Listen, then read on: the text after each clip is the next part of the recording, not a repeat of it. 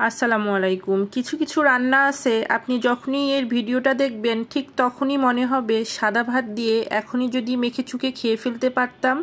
এই রান্নাটা হচ্ছে সেই রকম একটি রান্না। আমি যখন এর ভিডিও দেখেছিলাম ঠিক তখনই আমার মনে হচ্ছিল এভাবে লেবু চিপে এক্ষুনি খেয়ে ফেলি।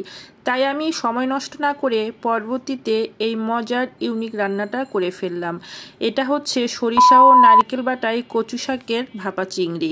তাহলে রেসিপিটা শুরু করে দিই। এর জন্য আমি কিছু কচু শাককে ভালোভাবে ছোট করে কেটে ধুয়ে এভাবে রেখেছি। এরপরে একটা কড়াইয়ের মধ্যে অল্প লবণ ও হলুদ দিয়ে একটু গরম করে শাকগুলো দিয়ে ৩-৪ মিনিট সিদ্ধ করে নিয়ে পানিটা ফেলে একটি চালনির মধ্যে ঢেলে পানিটা শুকিয়ে নিব। এভাবে করলে কচু শাক মুখে ধরবে না। এখন আমি একটি ব্লেন্ডারের জগের মধ্যে মোটা করে কেটে রাখা পেঁয়াজ এবং নারকেল কুচি দিয়ে ভালোভাবে ব্লেন্ড করে নিব। এটা আপনারা পাটাতেও পিষে নিতে পারেন। এখন সরিষা ভালোভাবে ধুয়ে কয়েকটি কাঁচামরিচ ও অল্প লবণ দিয়ে এটাও ব্লেন্ড করে নিব।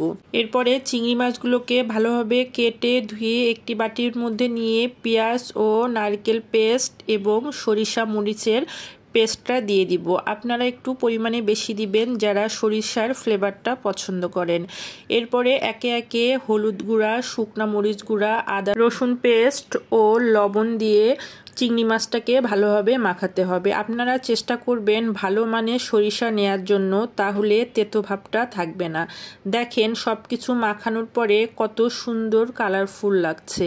এরপরে দিয়ে দিলাম পরিমাণ মতো সরিষার তেল। এই রান্নাটা কিন্তু সরিষার তেল দিয়ে করলেই সবচেয়ে বেশি মজা হয়। ভালোভাবে মাখানোর পরে আমি সেই সিদ্ধ করে রাখা কচু শাকটা দিয়ে আরও ভালোভাবে মাখাবো। কে কোথায় থেকে আমার রেসিপিটা দেখছেন এবং রেসিপিটা কেমন লাগছে অবশ্যই কমেন্টস করে জানাবেন। কচু শাক তো আমরা বিভিন্ন রকম করেই খাই, এভাবে একদিন রান্না করে খাবেন, দেখবেন অন্য তরকারি আর আপনাকে পাতে নিতেই ইচ্ছে করবে না। ভালোভাবে মাখানোর পরে আমি একটি ঢাকনাওয়ালা বাটির মধ্যে সব মিশ্রণটা ঢেলে দিব। আপনারা চেষ্টা করবেন যে সকল বাটিতে আমরা পুডিং রান্না করি সে সকল বাটিতে রান্না করার জন্য।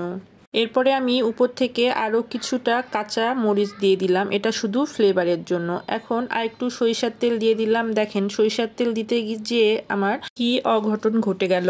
এখন আমি প্রেসার কুকারে অল্প পানি দিয়ে একটি স্ট্যান্ড বসিয়ে এর উপরে বাটিটা দিয়ে দিব। তারপরে চুলার আঁচ মিডিয়ামে রেখে 6 থেকে 7টি শীষ তুলে নিব। আপনারা এটা কড়াইতেও রান্না করতে পারেন। খোলার পরে দেখেন কত অসাধারণ লাগছে দেখতে।